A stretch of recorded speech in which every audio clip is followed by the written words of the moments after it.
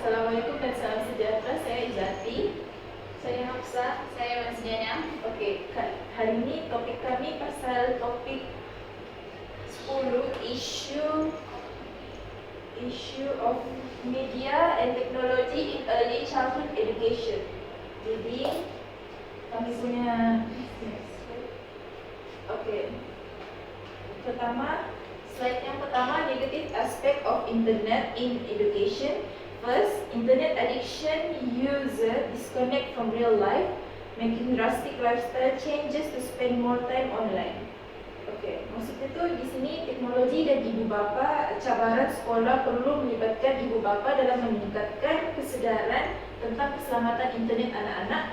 Namun ramai ibu bapa menghadapi kesukaran membimbing anak mereka di rumah kerana 3 sebab utama. Pertama, ibu bapa terlalu sibuk.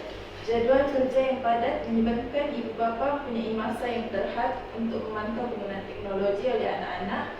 Kedua, tidak mampu memiliki teknologi. Ada keluarga yang tidak mempunyai komputer atau penggunaan internet di rumah. Ketiga, ibu bapa kurang pengetahuan tentang teknologi. Lepas tu, yang keempat, lack of social interaction. Online communication harms social skills development and reduces face-to-face interaction. Yang kelima, facilitation of deception. Anonymity allow people to conceal in identity, enabling deception and exploitation of free speech.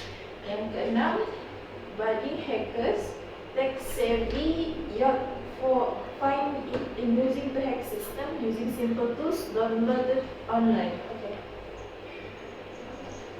For internet addiction pula, berlaku apabila seseorang tu become terlalu depend dengan on internet sehingga mula disconnect dengan real life. So ini semakin common dalam kalangan netizen zaman sekarang. So tanda-tandanya termasuk drastic lifestyle changes, untuk spend lebih banyak masa online, neglecting real life responsibility, dan rasa unable to function bila internet itu tiada. So masalah ni especially harmful untuk young people sebab ia boleh affect habit, behavior dan character development mereka. So for bad online correspondence, my concern ialah yang people ni mudah expose dalam kepada harmful atau negative idea melalui communication dengan unknown people di internet. So dangerousnya termasuk exposure kepada million of stranger online, difficult untuk verify true identity dan wrong online association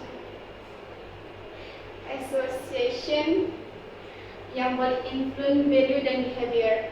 So conclusion, if parent worry about bad influence in school, we also need to consider how 400 million internet user online boleh affect pasangan kanak-kanak.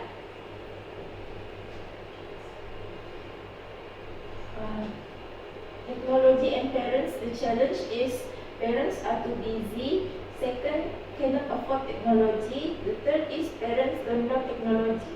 Ibu bapa kurang pengetahuan tentang teknologi. Setengah ibu bapa tidak mempunyai kemahiran ICT. Mereka merasakan anak-anak lebih mahir daripada mereka dalam penggunaan teknologi. Ini akan menyebabkan kesan negatif tentang ketagihan internet, pergaulan dalam talian yang tidak sihat, kandungan tidak sesuai, kurang interaksi sosial, memudahkan penipuan dan melahirkan pemuda muda.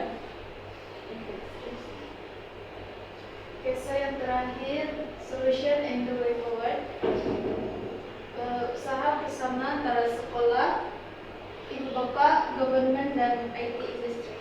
Untuk sekolah perlu memasukkan pendidikan keselamatan internet ke dalam kurikulum. Selain itu, sekolah juga boleh bekerja sama dengan ibu bapa melalui program kesedaran supaya murid mendapat bimbingan yang konsisten di sekolah dan di rumah. Kedua, ibu bapa perlu sentiasa mengambil tahu tentang aktiviti anak-anak di internet. Mereka juga perlu meningkatkan pengetahuan mengenai risiko internet serta cara menggunakan aplikasi atau alat kawalan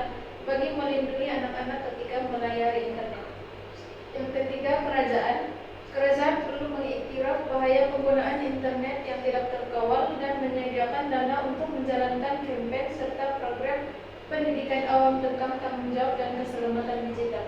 Yang terakhir, industri IT.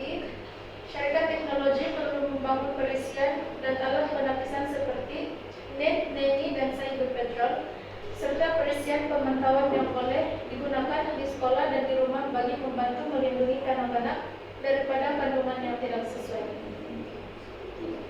Itu saja dari kami. Terima kasih.